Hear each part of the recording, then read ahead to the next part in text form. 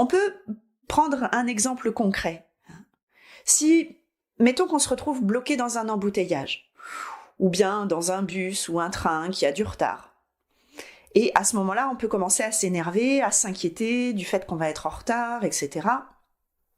Mais à ce moment-là, si on reconnaît que c'est la colère dans notre esprit qui nous fait du mal, c'est-à-dire notre propre inacceptation de la situation, alors on peut commencer à voir la situation d'un autre point de vue.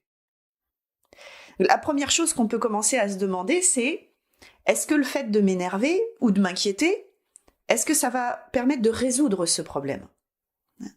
Il y a un grand maître bouddhiste indien, Shantideva, qui a dit quelque chose comme « S'il est possible de remédier à un problème, ça ne sert à rien d'être malheureux. Mais s'il n'est pas possible d'y remédier, ça ne sert toujours à rien d'être malheureux, on est d'accord. Si on peut solutionner le problème, on peut faire ça avec un esprit calme, paisible, positif.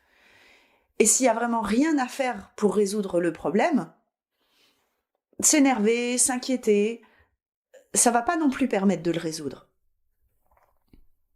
Donc ce qu'on fait quand on devient malheureux, inquiet, découragé, c'est qu'on ne fait qu'ajouter un problème intérieur à un problème extérieur.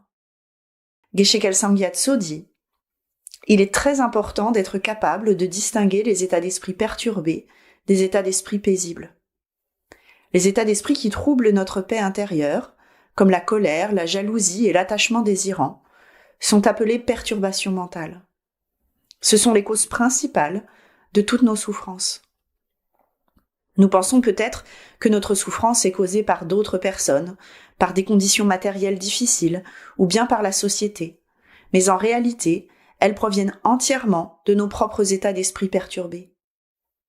L'essence de la pratique spirituelle est de réduire nos perturbations mentales pour finalement les éliminer complètement et les remplacer par une paix intérieure définitive. Donc si on veut pouvoir faire ce travail et reconnaître nos perturbations mentales, ce qui est très important, c'est de ne pas nous identifier à ces perturbations mentales. Par exemple, quand on est en colère, on peut penser « je suis colérique » et on s'identifie à ça.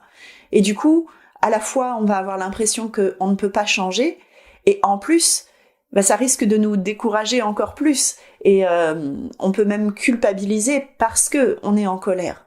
En fait, ce qu'on peut faire, c'est considérer que notre esprit est semblable au ciel et que les perturbations mentales sont semblables à des nuages qui obscurcissent le ciel de notre esprit. Donc, nous, on est le ciel et les perturbations mentales, c'est juste des nuages.